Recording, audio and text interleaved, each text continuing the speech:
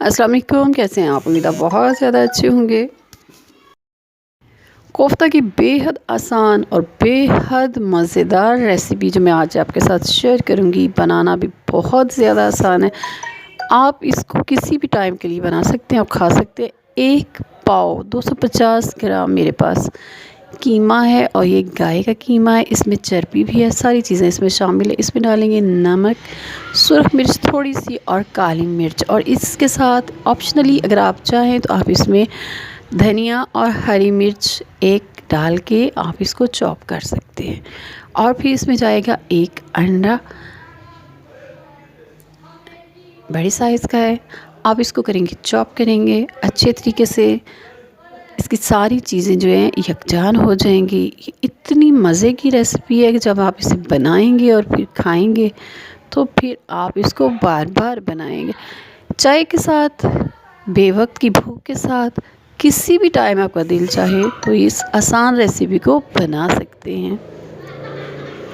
Chop हो गया हमारा, अब हम इसके बॉल्स बनाते हैं। ऑयल लेके हाथों पे लगा लें और अब आसानी से इसके छोटे छोटे बॉल्स जो है बना लें। एक पाव कीमा में आसानी से 12 से 13 आप कोफ्ते बना सकते हैं। इस तरीके से आप इस कोफ्ते तैयार कर लें और आप इससे अगला स्टेप जो है वो इससे भी आसान है। बमुश्किल आपके 15 मिनट के अंदर कोफ्ते रेडी हो जाएंगे। ऑयल डालें हाफ कप के करीब, इसको हल्का सा गर्म होने दें और एक एक करके कोफ्ता इसमें डालते जाएं। इसको पकने दें इतना कि लाइट सा ब्राउन हो जाए। तो अब आप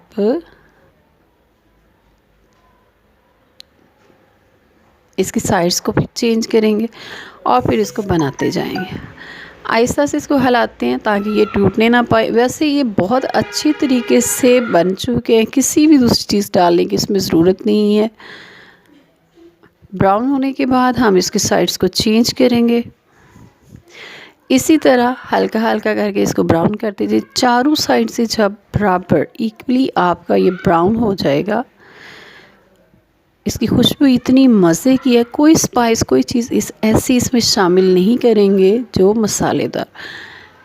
1 कप टमाटर चॉप किए हुए वो मैं इसमें डाल रही हूँ।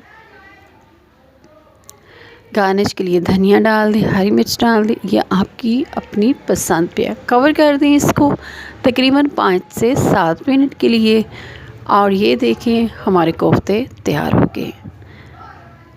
उम्मीद है मेरी ये रेसिपी आपको पसंद आएगी। मेरे चैनल को सब्सक्राइब करें, लाइक करें, शेयर करें। फिर मिलेंगे एक नई और मज़े की रेसिपी के साथ। अपना ख्याल रखिएगा, अपनी दुआओं में याद रखिएगा। अल्लाह हाफ़िज़।